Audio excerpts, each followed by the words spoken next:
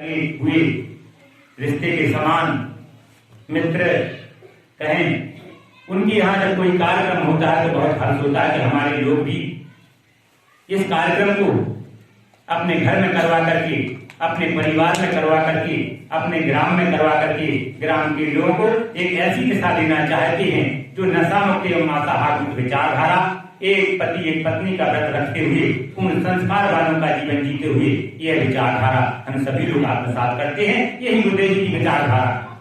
अब आती है आपके ग्राम की बात।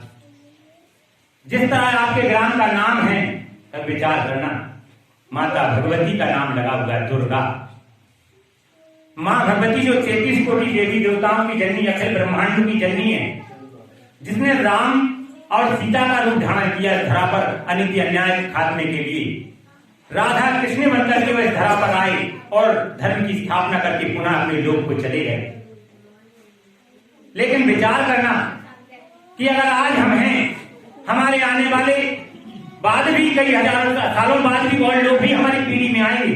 इसके पहले भी बहुत से लोग आए, लेकिन अपने गांव को अच्छा बनाने की कोशिश करते रहे।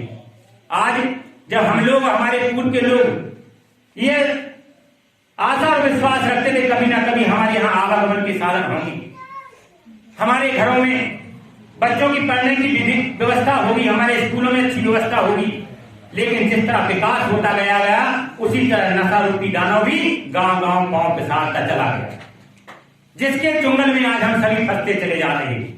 यहाँ जितने भगवती मानव कल्याण के कार्यकर्ता बैठे हैं, कोई ना कोई नशा करता था। अपने 24 घंटे के जीवन में से करीब 12-14 घंटे उसी में व्यतीत कर देते थे, अपना बहुमूल्य समय गंवा देते थे, अपने पैतृक संपत्ति की जो आय थी उसमें से बहुत सारा खर्च व्यय कर देते थे, कुछ नहीं बचता था। लेकिन जब भगवती मानव कल्याण संगठन से जुड़े तो उनके घर के परिवार की, उनकी माताएं, उनकी बहनें, उनकी पत्नियां कहने लगी कि गुरुदेव जी, अगर आप धरा पर ना आए होते तो हमारे लोग भी यह पतन के कारक में जाकर के अंततः मृत्यु से यही आपसे कहती है। दूध, जिस देश में दूध की नदियां बहा करती थी, भी दूध की, आज वहां नशा की धाराएं लग रही हैं। ऐसे मुख्यमंत्री पहले हुए जिन्होंने कहा था महिलाओं के लिए हम शराब के ठेके देंगे, वो भी चले गए। गुरुदेव जी ने कहा था सिंगरौली शिविर में कि तुम्हारे हाथ में नशा की दुकानें खुलवाना तुम्हारे हाथ में है, लेकिन सत्ता में बने रहना आपके हाथ में नहीं है। कमलनाथ हो जाएगा। इसीलिए चौहान जी को भी अल्टीमेटम दिया गया है, अगर तुमने गांव गांव नशा रुकवाना शुरू किया तो भगवती मानव कल्याण संगठन अपनी पूरी ताकत के साथ में इसी तरह के कार्यक्रम करते हुए हर गांव में जा करके समाज को जगाने का प्रयास करेगा और तुम्हारे विरोध में खड़ा करेगा, क्योंकि हम अपने बच्चों को अपने सामने मरा हुआ नहीं देख सकते।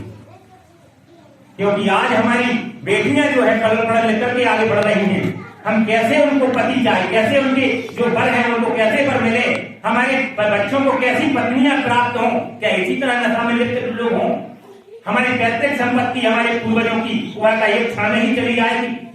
देखें आप अपनी समाजों में जो प्रमुख लोग थे, आज उनकी संपत्ति 10% संपत्ति उनके पास बची है, 90% संपत्ति व्यभिचार नशा में ही चली गई और कुछ नहीं कर पाए। इसलिए गुरुदेव जी ने कहा रामायण का पाठ करिए, गीता का पाठ करिए, खुद उसमें आकलन करिए कि इसमें सत्य लिखा क्या है, इसमें मूल बात क्या लिखी है।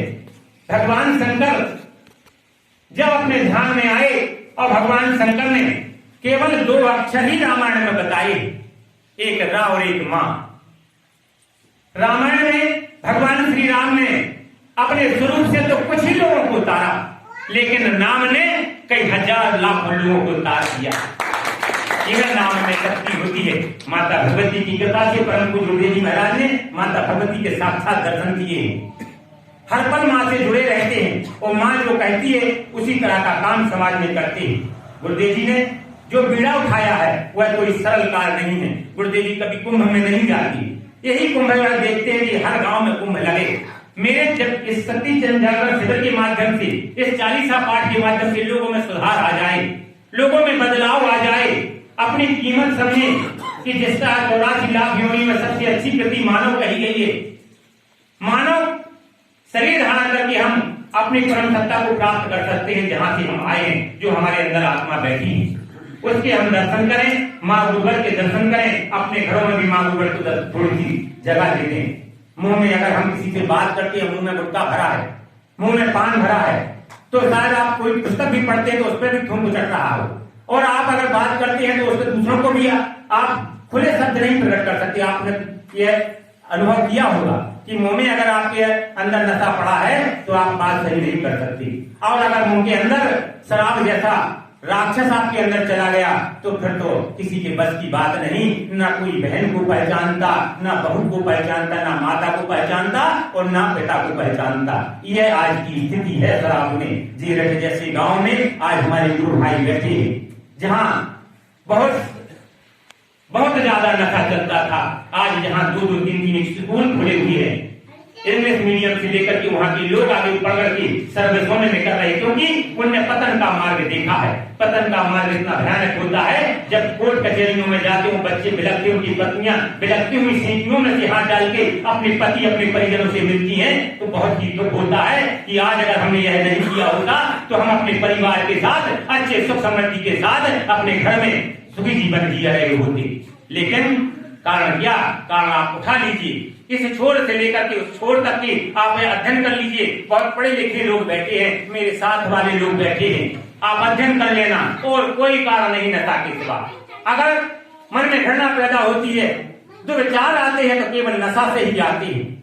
मैं भी कोई करता नहीं हूँ। मैं जब 2007 में गुरुदेव जी से जुड़ा था तो केवल एक फ्लेक्स लगा हुआ था, होर्डिंग लगी थी। उस होर्डिंग के माध्यम से मैं चला गया। मैंने देखा बहुत अच्छे गुरु आए हैं, कुछ लेते नहीं, क्योंकि मुझे लगा कि अगर कोई पैसा लेता है और दीक्षा देता है तो वह कोई कल्याण नहीं कर सकता किसी भी अपने शिष्य का।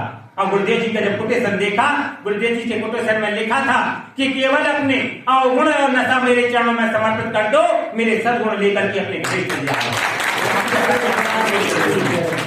विश्व का सबसे पहला स्थान जहां दुर्गा चालीसा पाठ अनंत काल के लिए 1997 से चल रहा और अखंड ज्योति जल रही है, केवल इसी आशा विश्वास के कारण कि धर्म की ध्वजा एक दिन एक न एक दिन इस राष्ट्र में लहराएगी, विश्व में लहराएगी, और माँ गुरुवर का आशीर्वाद सभी को प्राप्त होगा। जो गुरुदेव जी महाराज के 108 यज्ञ सत्संग यज्ञ होने हैं, केवल 8 यज्ञ हुए हैं समाज के बीच में, और ऐसे स्थानों पे ऐसे मौसम में हुए हैं कि गुरुदेव जी ने कहा था कि 108 यज्ञ में अगर किसी में भी बरसात न हुई तो समझ लेना कि मेरे पास कोई तपबल का सामर्थ्य नहीं है। बहुत से लोग जाते हैं गुरुदेव जी के पास, गुरुदेव जी मिलने का समय देते हैं, उनकी समस्याओं का निदान बताते हैं। पढ़ा लिखा व्यक्ति अगर भटक जाए तो बहुत ही दुख होता है। अनपढ़ व्यक्ति भटक जाए तो लगता है कि वो तो पढ़ा ही नहीं है, लेकिन जब पढ़ा हुआ व्यक्ति भटक जाता है तो वह अपने परिवार के आशाओं का दमन कर देता है, और वह एक ऐसे पतन के मार्ग पर चला जाता है जहां वो तो अपने गांव में अपने परिवार को आगे बढ़ाना था, लेकिन नशा रूपी दानव बैठ जाने से वह उनको भूल करके केवल असुरत के मार्ग पर चला जाता है। आप सभी से निवेदन है, मेरे सभी प्यारे भाइयों से, दुर्गादास से, बरखेड़ा के समस्त लोगों से, जब भी आपके परिजन बिछड़ जाएं, आप उनके फूल डालने के लिए गंगा जी जाते हैं, उनकी तेरे भी